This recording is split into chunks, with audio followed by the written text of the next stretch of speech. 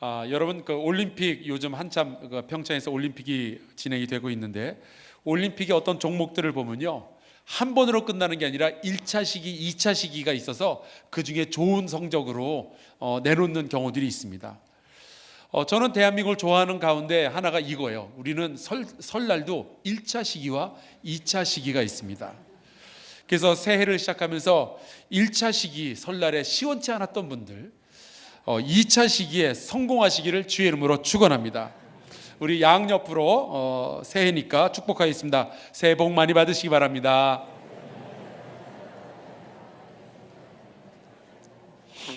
이렇게 해도 축복해 볼까요? 새해에는 성공하시기 바랍니다.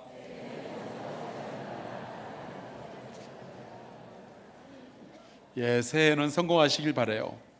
그런데요, 여러분, 어떻게 사는 것이 복 받는 인생일까요? 어떻게 사는 것이 성공하는 것일까요? 저는 오랫동안 성경을 연구하면서 이런 결론에 다다랐습니다. 성공이라는 것은 건강하게 오래 부유하게 사는 것이 아니라 하나님의 부르심에 합당한 삶을 사는 것이 정말로 복되고 성공적인 인생이다 하는 거예요. 여러분, 몸이 작년 다르고 올해 다르다 그런 얘기 들어보셨어요? 그런 얘기 해보셨어요? 아멘. 벌써 몸이 옛날 같지 않다 뭐 그런 얘기들 하잖아요. 저도 그런 얘기 들어봤는데 옛날에는 저희 그 어르신들한테서 그런 얘기를 들었는데 요즘은 제가 그런 말을 직접 하고 다닙니다. 뿐만 아니라 최근에는 저보다 많이 어린 사람들도 그런 얘기하는 것을 제가 들었어요. 몸이 옛날 같지 않대요. 그러면서 알게 되는 것이 있죠. 내 인생에 시간이 흘러가고 있구나. 나의 인생은 그냥 영원히 가는 것이 아니라 이렇게 흘러가고 있구나. 언젠가는 내가 늙고 언젠가는 주님 앞으로 가겠지.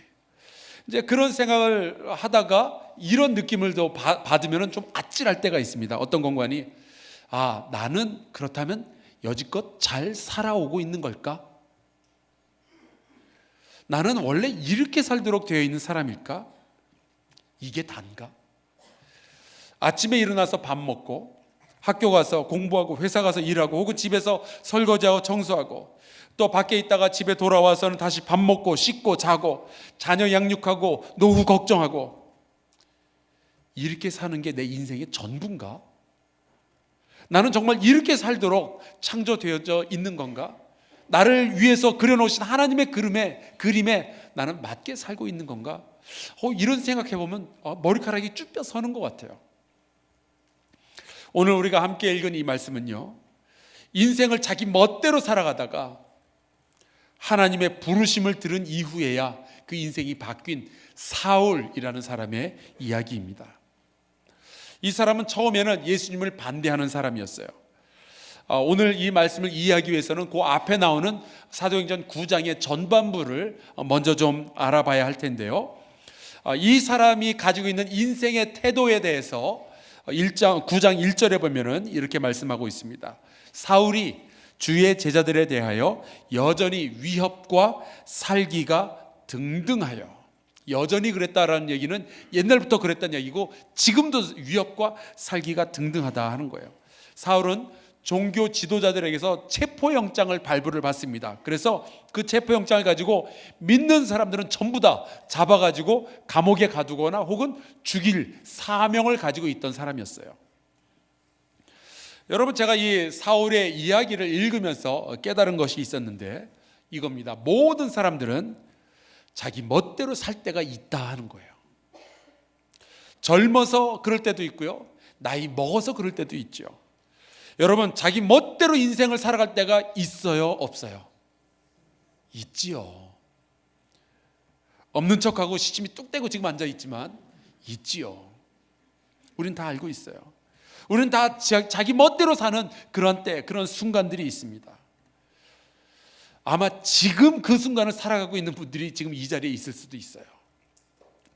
사울은 바로 그런 인생을 살아가는 중이었어요. 지 멋대로 살아가고 있었어요. 그런데 나름 자기가 평가하기에는 스스로 성공적인 인생을 살아가고 있었을 거예요. 좋은 교육을 받았고요. 예루살렘의 리더들, 대제사장들에게 인정을 받았기 때문에 그들로부터 이 체포 영장까지 받은 거예요. 어쩌면 자기가 검사 같은 그런 느낌을 가졌을 수도 있어요. 근데 여러분, 이 말씀을 보면서 또 무서운 게 뭔지 아십니까? 내가 내 마음대로 살아가는, 내 멋대로 살아가는 그 순간에도 하나님은 다 지켜보고 계셨다는 거예요. 우리가 내 멋대로 살았던 바로 그 시간, 하나님께서 생명책에 기록해 놓으셨는지, 비디오로 녹화해 놓으셨는지, 블랙박스에다 담아 놓으셨는지는 모르겠지만 하나님은 지금 우리가 무슨 짓을 했는지, 과거에 무슨 짓을 했는지를 다 보고 계셨고, 다 알고 계시고, 다 기록해 놓으셨어요. 하나님은 우리 인생의 녹취록을 가지고 계십니다.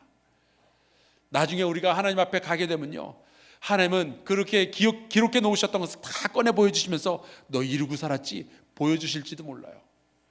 여러분, 걱정되죠? 되게 분위기가 침통해진 것 같아요. 근데 여러분, 너무 걱정하지 마세요. 내 멋대로 살아가던 시절의 모든 기록은 우리가 예수 그리스도를 믿을 때 십자가의 보혈로 씻겨진 줄로 믿습니다. 히브리서 10장 17절에 보니까 이런 말씀이 있어요. 우리가 예수를 믿을 때에 하나님께서는 우리의 과거, 우리의 죄악, 우리가 얼마나 자기 멋대로 살았는지 기억조차 하지 않으신대요. 감사하죠? 아멘 소리가 큰 분들이 어떤 인생을 살았는지 알 것 같아요. 근데 사울이 했던 짓은요, 나쁜 짓도 그냥 나쁜 짓이 아니라 하나님을 대적하는 그런 일을 했습니다. 그걸 하나님께서 그냥 내버려 두시는 것처럼 보여요. 근데 여러분, 이것을 우리가 아셔야 되는데, 부르심을 받은 사람은요, 자기 멋대로 살아갈 수 없어요. 언젠가는 하나님께서 그를 막으시고 하나님께서 새로운 인생으로 바꾸어 놓으십니다. 3절에 이렇게 되어 있어요. 오늘 우리가 읽지는 않았지만 사울이 그렇게 멋대로 자기 길을 가다가 다메섹에 가까이 이르더니 호련히 하늘로부터 빛이 그를 둘러 비추는지라. 더 이상 이 사울이 자기 멋대로 자기 인생을 살지 못하도록 하나님께서 막으시는 거예요.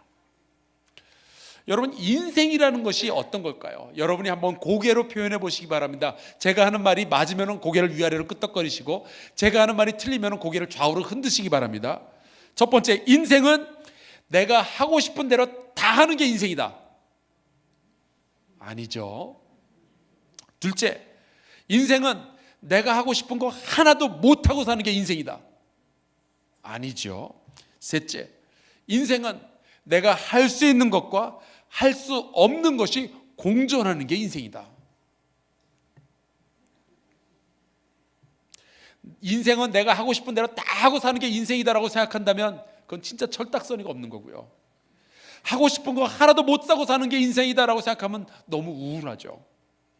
내가 할 수 있는 것이 있고 할 수 없는 것이 있다는 것을 하나하나 배워가는 것이 신앙생활이에요. 그게 우리의 인생입니다. 하나님은요, 이미 부르심을 받은 이 사울이 자기 멋대로 살지 못하도록 드디어 하나님께서 막으시는 거예요. 때로 하나님께서는 우리가 자기 마음대로 살도록 내버려 두기도 하시지만, 때로는 우리가 부르심을 받은 우리가 그냥 우리 마음대로 살아간다면, 하나님의 부르심에 상관없는 인생을 계속 살아간다면 언젠가는 하나님께서는 우리를 막으실 때가 있을 거예요. 아무것도 못하도록 철저하게 사방을 꽉 들어맞게 막으실 때가 있을 거예요. 그때 우리는 인생을 다시 보게 됩니다. 그때 만약에 하나님의 부르심을 우리가 다시 듣게 된다면, 발견하게 된다면, 회복하게 된다면 우리는 사는 거고요. 여전히 하나님의 부르심에 응답하지 않는다면 그때는 우리가 진짜로 망하는 거예요. 재미있는 것은 사울이 어디쯤 왔을 때 하나님께서 그의 앞길을 막으셨을까요? 다메섹에 거의 다 왔을 때예요. 이제 조금만 더 가면은 그냥 자기 마음대로 이 다메섹에 있는 그 크리스천들을 다 잡아 가둘 텐데, 하나님 참 묘하셔요. 거의 다 왔는데 막으셔요. 예루살렘을 떠날 때 막으실 수도 있었잖아요. 근데 다메섹에 다 올 때까지 기다리십니다. 요나가 니느웨로 가서 하나님의 말씀을 전하라라는 이야기를 듣고서는 나 그렇게 안 한다고, 그래서는 이제 하나님을 거역하고 다시스로 도망을 가죠. 그러면 하나님께서 요빠라는 항구에서 배를 타려고 그럴 때 막으실 수 있었잖아요. 그때 풍랑을 일게 하시든지 아니면 배를 못 잡게 하시든지 그럴 수 있잖아요. 그런데 배를 타게 하시고 배를 타고 한참 나간 다음에 이제 안심하고 가판 밑에 기어 들어가가지고 모든 일이 내 계획대로 되어간다 그러면서 편안하게 잠이 들 때 하나님께서 풍랑을 일으키셔요. 하나님은 부름 받으심을 가진 사람들의 인생에 한해서는요, 막판 뒤집기를 좋아하시는 것 같아요. 그러니까 여러분, 지금 내 일이 내 마음대로 잘 되어간다고 해서 너무 마음 놓지 마시기 바라요. 언젠가 하나님께서 막으실 텐데 너무 늦지 않기를 바랍니다. 하나님은 사울이 다메섹에 거의 다 왔을 때 그를 막고 갑자기 강한 빛을 비추어 주셨어요. 사울이 그 빛을 보고 놀라서 땅에 엎드렸는데 그때 주님의 부르심을 처음으로 듣게 됩니다. 이 사울을 향한 주님의 부르심은 두 가지였어요. 첫 번째는 이겁니다. 예수님과의 관계로의 부르심이에요. 5절에 이렇게 나옵니다. 이제 빛이 비추어지고 사울이 땅에 떨어지고 갑자기 놀라니까 그래서 물어보죠. 주여 누구시니까? 예수께서 물어보셨거든요. 사울아 사울아 물어보셨거든요. 그래서 물어봅니다. 주여 누구시니까? 그때 예수께서 말씀하십니다. 이르시되 나는 내가 박해하는 예수라. 이 순간 예수님과 사울의 관계가 정해집니다. 누가 정말로 사울의 인생의 주인이었는지가 이 시간에 정해지는 거예요. 부르심을 받은 순간 나는 내 주인이 누구인지를 깨닫게 됩니다. 여러분, 이것은 사울만 받는 부르심이 아니에요. 우리 모든 사람들, 인류 전체가 이 부르심을 받습니다. 내가 너의 주인이다. 나의 관계 안으로 들어오라. 두 번째 부르심이 있는데요, 그것은 6절에 나옵니다. 예수께서 말씀하시죠. 너는 일어나 시내로 들어가라. 그리고 하시는 말씀이 내가 행할 것이 있다는 거예요. 내가 행할 것을 내게 이를 자가 있느니라 하시니. 그러니까 첫 번째 부르심이 예수님과의 관계로의 부르심이라면 두 번째는 그 예수님께서 행하실 사명으로의 부르심이에요. 주님께서 이루실 일이 있는데 너의 인생은 앞으로 그것을 하면서 살아가야 할 인생이다 하는 거죠. 이 부르심은요, 두 번째 사명으로의 부르심은 모든 사람들이 각각 자기의 처지에서 다르게 받게 됩니다. 어떤 사람은 목사로 부르심을 받고, 어떤 사람은 장로로, 어떤 사람은 사업가로, 어떤 사람은 교사로, 선교사로, 찬양 인도자로, 운동선수로 부르심을 받아요. 각각이 다 다른 부르심을 받습니다. 주님이 누구신지 알게 된 이 사울은요, 이제 자기의 사명을 받기 위해서 다메섹으로 가게 되는데 8절과 9절에 아주 중요한 말씀이 나옵니다.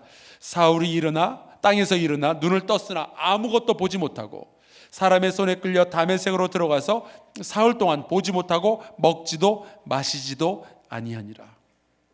아마 여러분 이런 경험을 해보셨을 거예요. 사람이 아무것도 할 수 없게 되면 생각이 많아집니다. 고난이 찾아오고 건강을 잃어버리고 돈도 다 잃어버리고, 그래서 내가 하고 싶었던 거 하나도 할 수 없게 된다면은 그제서야 내가 여지껏 바쁘게 살아오느라 못 보았던 것들이 보이기 시작하고요, 내가 듣지 않았던 것들이 들리기 시작해요. 여러분 경험해 보셨어요? 제가 군대에 처음 갔을 때 꽉 막히더라고요. 아무것도 할 수 있는 게 없었어요. 내 주변에 나를 도와주겠다는 손길이 다 사라져버리고 그냥 나는 혼자 남겨지더라고요.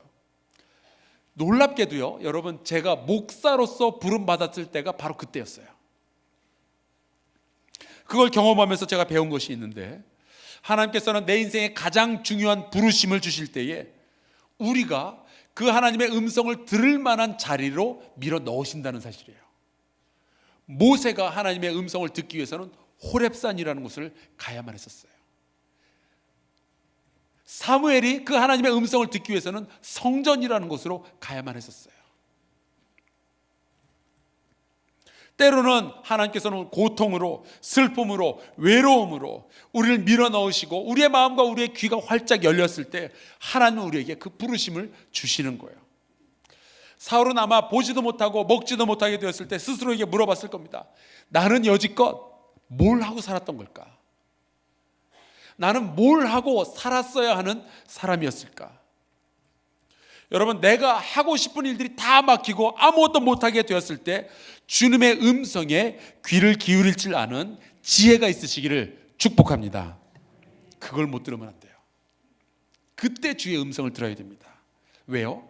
정말 하고 싶은 일이 너무 많은데 하나도 할 수 없이 꼼짝달싹 할 수 없을 때 하나님은 우리를 새 인생이라고 불리는 그 부르심으로 우리를 이끌어 가시기 때문에 그래요. 그때 들어야 돼요. 그때 못 들으면 망하는 겁니다. 우리는 시련 때문에 힘들어하지만 하나님께서는 그 시련을 통해서 우리를 완전히 새로운 인생으로 이끌어 가십니다. 성경에 보니까 오늘 본문 10절에 이렇게 되어 있어요. 그때에 다메섹에 아나니아라 하는 제자가 있더니 주께서 환상 중에 불러 이르시되 아나니아야 하시거늘 대답하되 주여 내가 여기 있나이다.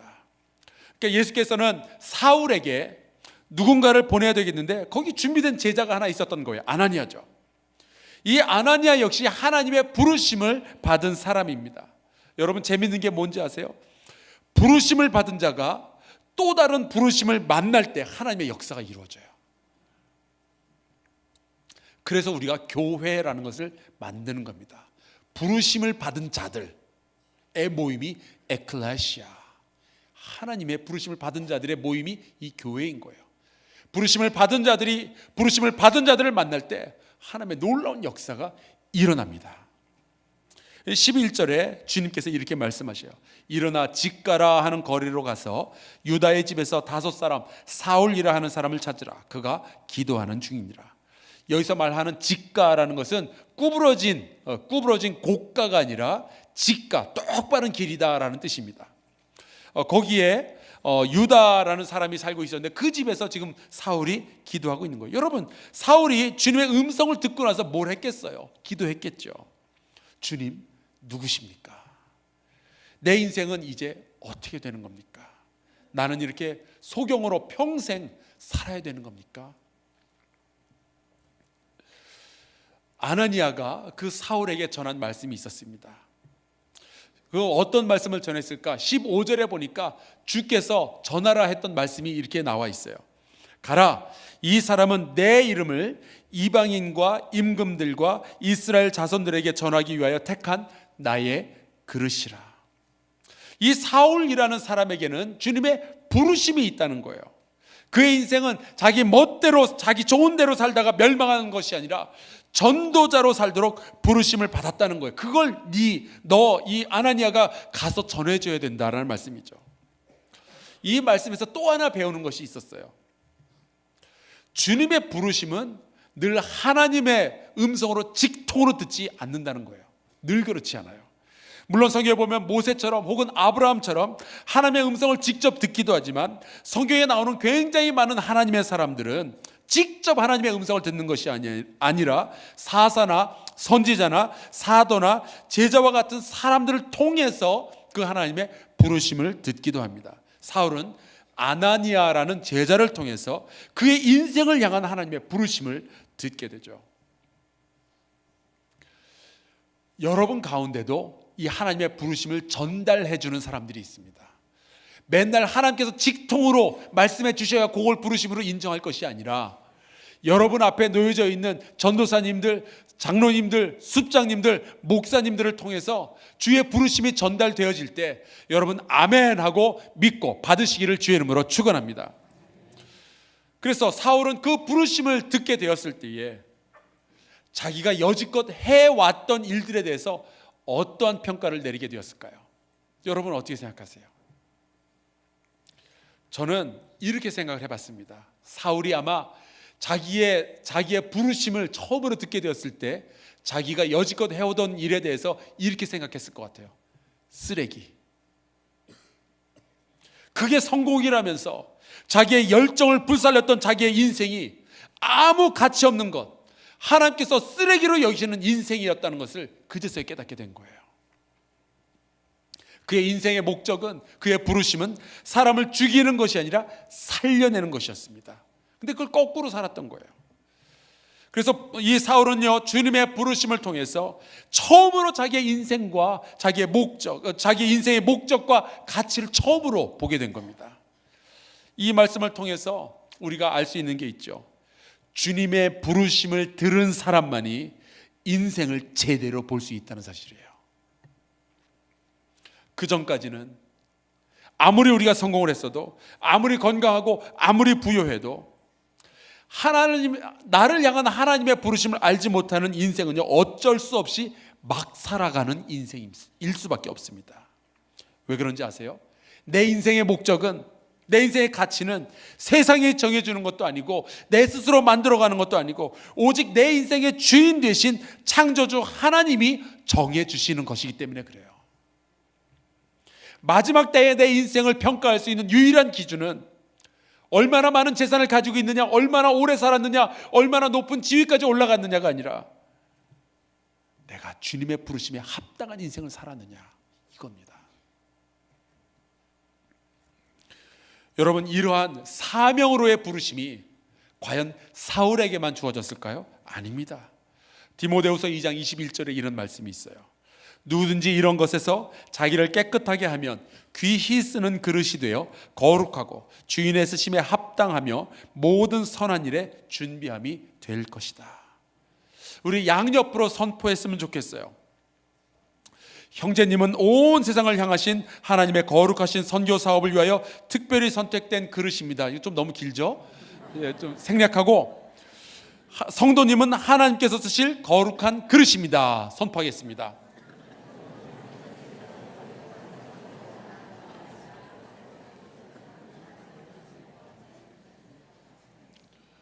우리는 하나님께서 쓰실 거룩한 그릇으로 부르심을 받았어요. 그러면 우리는 어떻게 살아야 될까요? 합당하게 살아야죠. 그 부르심을 받았으니 우리는 부르심에 합당한 삶을 살아야죠. 하나님과의 관계로 부르심을 받았으니 그 하나님 앞에 가서 무릎을 꿇어야 되겠고, 그 하나님으로부터 사명을 받았으니 그 사명에 합당한 삶을 살아야죠. 사울은 그렇게 살았어요. 자기가 죽을 때까지 그 사명을 붙들고 살았습니다.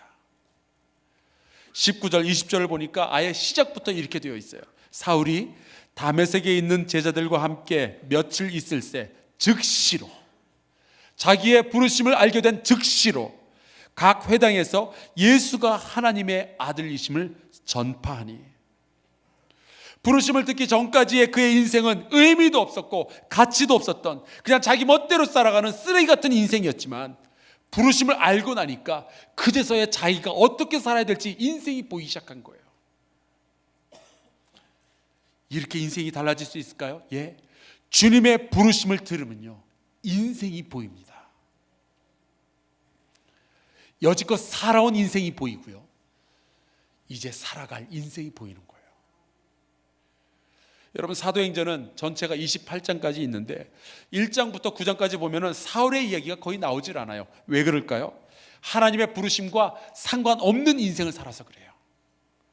아무 가치가 없으니까 성경에도 나오질 않아요.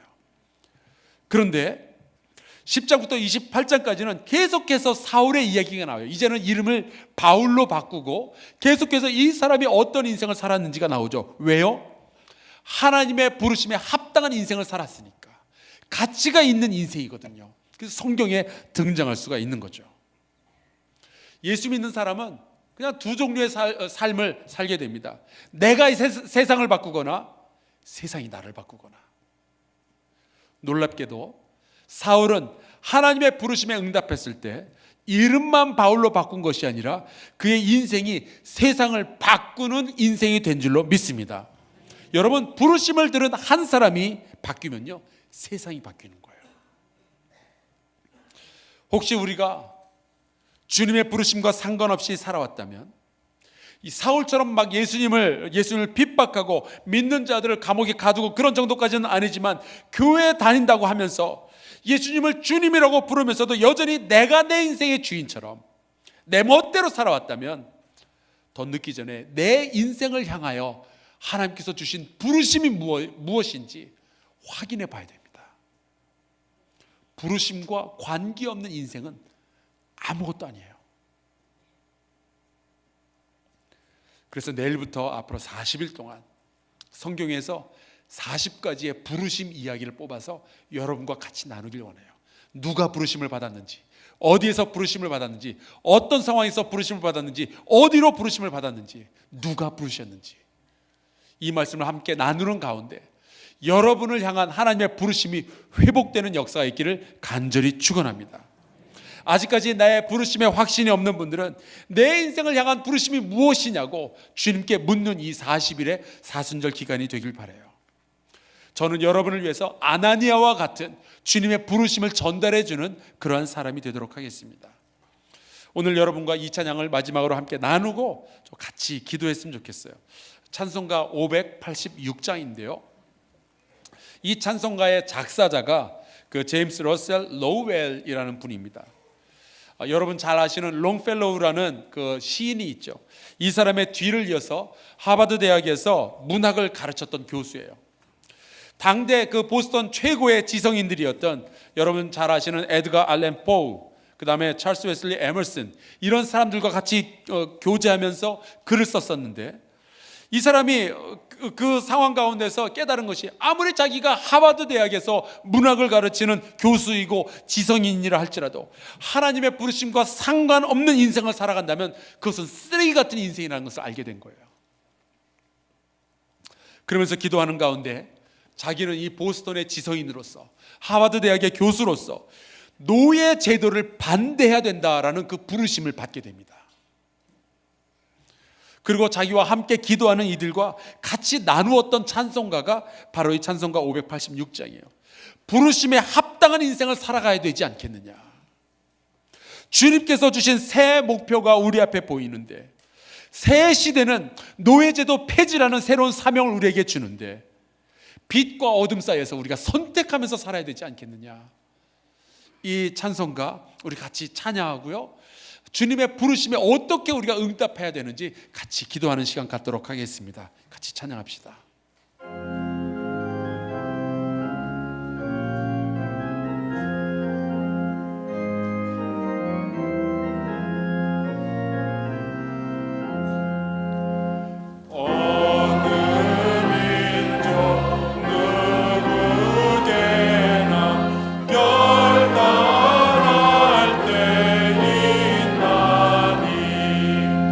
참 과거진